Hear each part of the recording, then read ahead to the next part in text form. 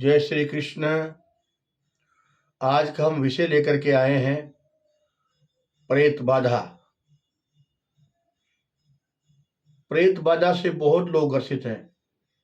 लोग कहते हैं कोई भूत ऊत नहीं होता, प्रेत नहीं होता। डॉक्टर कहते हैं कि कोई भूत नहीं होता, कोई प्रेत नहीं होता। तो फिर अगर ये नहीं होता है तो हम देखते हैं कि मेहंदीपुर बालाजी में हजारों आदमी वहाँ पड़े हुए हैं। ऐसे ही जावरा में बहुत सी जगह है जहाँ इस तरह से प्रेत बाधा से ग्रसित लोग पड़े हुए हैं। जो काम कर सकते हैं न पढ़ सकते हैं और पूरा जीवन उनका नरक हो जाता है। तो डॉक्टरों के विचार से तो यह है कि प्रेत बाधा कोई होती ही नहीं है और न उसका इलाज है। भाई अगर आप प्रेत बाधा नहीं है तो ये व्यक्ति जो कष्ट में है, दुखी है, न पढ़ पा रहा है न काम कर पा रहा है, इसकी मानसिक स्थिति खराब है, तो आप इसका इलाज कीजिए भी। अगर ये भूत नहीं है तो कोई और बीमारी होगी, ठीक करो, लेकिन वो ठीक भी नहीं होता है। बम्बई, दिल्ली, अहमदाबाद कहीं भी उसका इलाज कराओ, उनके पास उसका उपाय नहीं है। तो डॉक्टरों ने कहा न तो हमारे पास इसकी दवा है और न हम भूत प्रेतों को मानते हैं। तो शास्त्रों के पास क्या इसका विकल्प है? क्या शास्त्र इस भूत प्रेतों को मानते हैं? क्या इनके पास इसकी दवा है? तो इसका उत्तर है हाँ। शास्त्रों के अनुसार भूत, प्रेत, पिशाच, कुष्मांड, बेताल, यक्ष, गंधर्व, किन्नर सब अलग अलग प्रजातियां होती हैं। उसमें से भूत भी होते हैं और इनको दूर करने के उपाय भी होते हैं। तो गरुड़ पुराण में इसका उपाय आया है, एक उपाय बताया है। गरुड़ पुराण कोई मृत व्यक्ति का ही पुराण नहीं है कि वो मरने के बाद ही बचेगा और उसको अपन सोने नहीं। आप पढ़ो, बहुत अच्छी अच्छी जानकारियां गरुड़ पुराण में है। तो उसमें लिखा श्वेत अपराजिता की जड़, उसको ले आओ और चावल का धोवन, जो चावल धोने का जो पानी, चावल धोने के बाद जो पानी बचता है उसको चावल धोवन बोलते हैं। उसमें उस जड़ को घिस के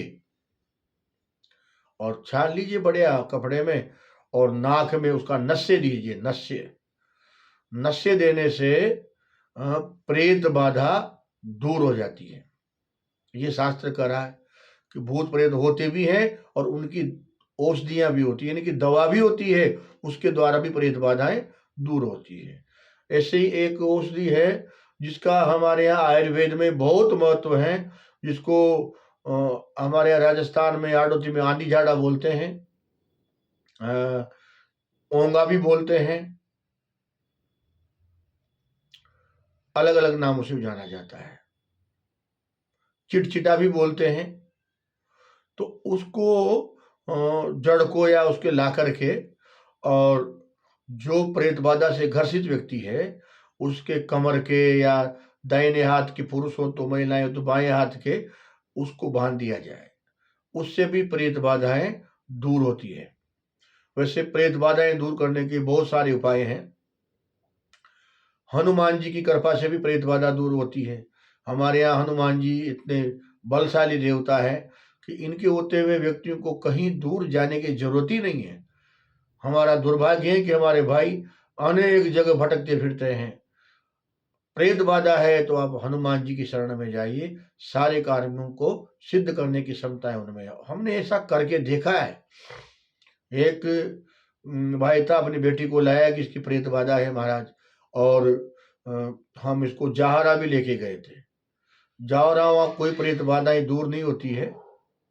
वहाँ जो प्रेत बाधा पहले थी वो तो उसके रहती ही है, लेकिन जो जहारा की जो शक्ति है, आत्मा है, वो भी उसके शरीर में आना शुरू हो जाती है। मैं एक दो घरों में गया, मैंने कहा जी यहाँ कमरे में क्या है, और वो गरीब आदमी, 2 ही कमरे उसके पास थे, तो बोले इसमें, मैंने कहा इस कमरे में क्या है, ये चौकी वोकी लगा के, बोले इसमें तो जावरा वाले बाबा बैठे हैं। अरे भाई तू रहने के लिए तूने 2 कमरे बनाए हैं, इसमें एक में जावरा वाला बाबा तेरा रहेगा तो तू कहाँ रहेगा? गया क्या लेने था? प्रेत बाधा दूर करवाने, और लेकर के क्या आया, एक बीमारी और, जावरा वाले बाबा आएंगे साहब। अब उनकी सेवा पूजा शुरू हो गई। तो क्या है, ऐसे इन जंजालों से निकलना है सनातनियों को, और शुद्ध हनुमान जी की आराधना करो, प्रेत बाधाएं आपकी दूर होगी। मैंने करके देखा, वो लाया कि साहब हम तो महीना भर रह आए, कुछ नहीं हुआ वहां, और वो चौकी और आने लग गई वहां की। हमने कहा जी आप हनुमान जी के जाइए, 21 बार नारियल को चोटी से एड़ी तक उसका उतारा करो, नारियल को दुपड़े में होम दीजिए, और हनुमान जी की साधारण पूजा करवाइए। आप गुलाब का फूल है और भोंगड़े हैं, चने हैं और गुड़ है या फल है, चढ़ा दीजिए, और सुंदरकांड का पाठ अवश्य करवाएं। 21 दिन कंटिन्यू लगातार करने से प्रेत बाधा 100% दूर हो जाती है। ये हमने अनुभव किया है, और एक व्यक्ति के साथ नहीं, अनेक व्यक्तियों के साथ करके देखा है।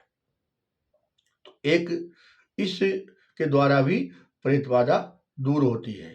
तो आज की, वैसे तो विषय तो बहुत सारे हैं प्रेत बाधाओं को दूर करने के लिए।